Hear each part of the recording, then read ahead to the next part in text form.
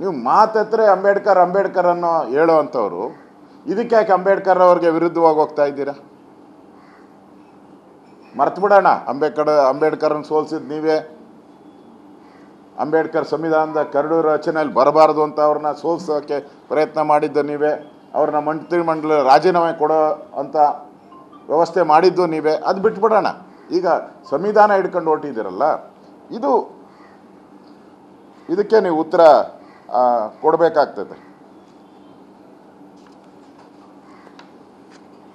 ಅದಕ್ಕೋಸ್ಕರ ನಾವು ಹೋರಾಟ ಮಾಡಿದ್ರಿ. ವಿಧಾನಸಭೆ ಒಳಗಡೆ ನಾವು ಹೋರಾಟ ಮಾಡಿದ್ದು ರಿಸರ್ವೇಷನ್ ಬಗ್ಗೆ ಮತ್ತು ಮಂತ್ರಿ ಅಂಗಲಾಚಿ ನನ್ನನ್ನು ಕಾಪಾಡಿ ಅಂತ ಹೇಳಿದ್ರಲ್ಲ, ಅದಕ್ಕೋಸ್ಕರ ನಾವು ಹೋರಾಟ ಮಾಡಿದ್ದು. ಇದರಲ್ಲಿ ತಪ್ಪೇನಿದೆ?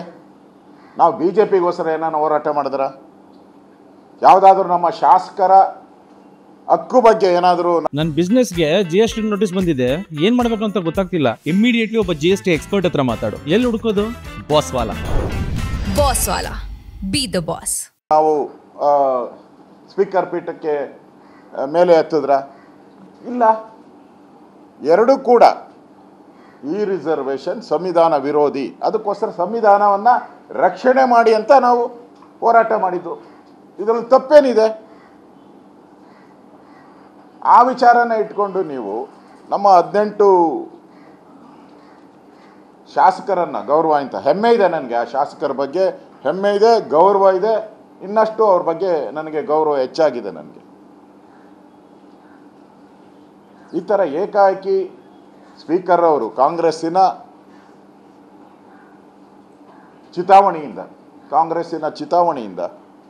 ಚಿತಾವಣಿ ಸಸ್ಪೆಂಡ್ ಮಾಡಿರೋವಂಥದ್ದು ಕಾನೂನಿಗೆ ವಿರುದ್ಧ ಇದೆ. ನಾನೆಲ್ಲ ಹಿಂದೆ ಇದ್ದಂಥ ಸ್ಪೀಕರ್ ಜೊತೆನೂ ನಾನು ಮಾತಾಡಿದ್ದೀನಿ.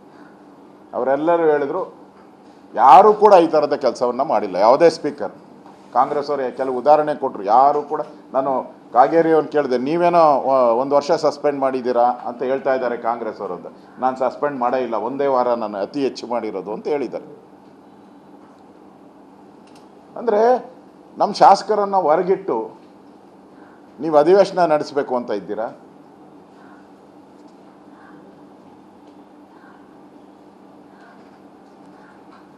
ಇದ್ರ ಬಗ್ಗೆ ನಾನು ಈಗ ಸ್ಪೀಕರ್ ಅವ್ರ ಜೊತೆ ಮಾತಾಡಿದ್ದೀನಿ.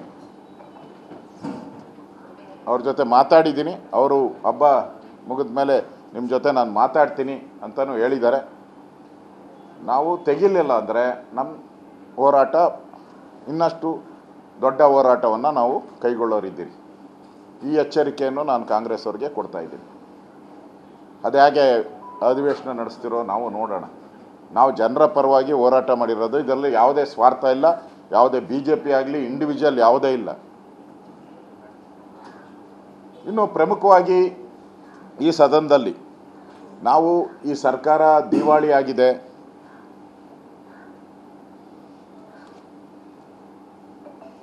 ಈ ಗ್ಯಾರಂಟಿ ಯೋಜನೆಯನ್ನು ನೀವು ಮಾಡಿ, ನಾವೇನು ವಿರೋಧ ಮಾಡಲ್ಲ. 5 ಅಲ್ಲ 10 ಮಾಡಿ, ನಮ್ಮದೇನು ವಿರೋಧ ಇಲ್ಲ. ಆದರೆ ಗ್ಯಾರಂಟಿ ಯೋಜನೆಗಳನ್ನು ಎಲ್ಲ ಅದನ್ನು DBT ಮುಖಾಂತರ ಹೋಗೋದು ಅಲ್ವಾ? DBT ಮುಖಾಂತರ ಹೋಗೋದು. 2000 DBT ಹೋಗ್ತೈತೆ. ಇನ್ನು ಕರೆಂಟು ಅದು ಹಾಗೆ ಡೈರೆಕ್ಟಾಗಿ ಹೋಗ್ತೈತೆ. ಯುವಕರಿಗೆ ಭತ್ಯ, ಯುವ ನಿಧಿ, ಅದು ಡೈರೆಕ್ಟಾಗಿ ಹೋಗ್ತೈತೆ.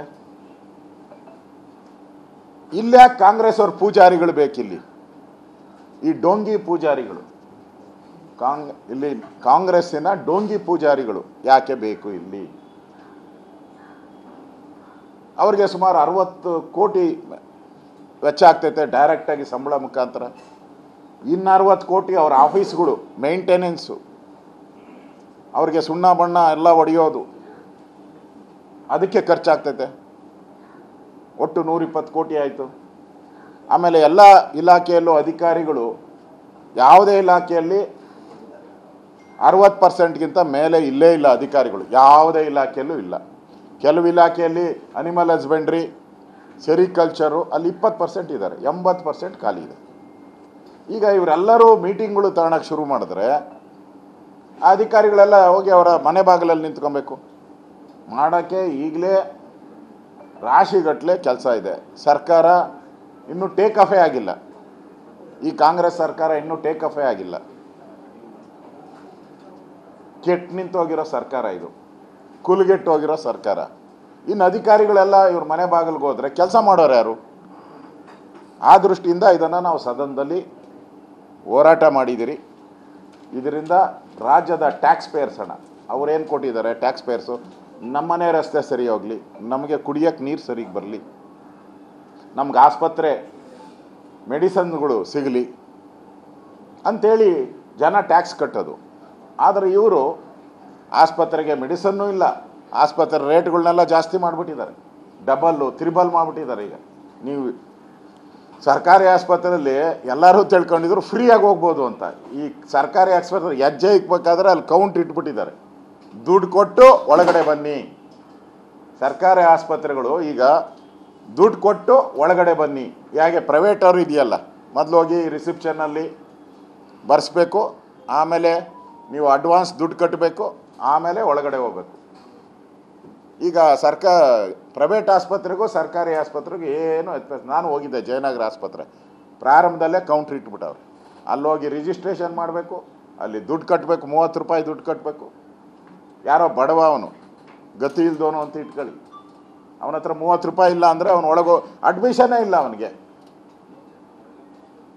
ಅಡ್ಮಿಷನ್ನೇ ಇಲ್ಲ. ಅವನಿಗೆ ಬಡವರಿಗೆ ಫ್ರೀ ಅಂತೀರ. ಎಕ್ಸ್ರೇ ರೇಟು 200, 300, ಬ್ಲಡ್ ಟೆಸ್ಟ್ ರಿಪೋರ್ಟ್ಗೆ 400, 500 ರೂಪಾಯಿ. ಅಂದರೆ ಬಡವ ಹೆಂಗೆ ಸಲೀಸಾಗಿ ಹೋಗ್ತಾನೆ ಒಳಕ್ಕೆ? ಆ ಪರಿಸ್ಥಿತಿಯನ್ನು ಇವತ್ತು ನೀವು ತಂದಿದ್ದೀರಾ.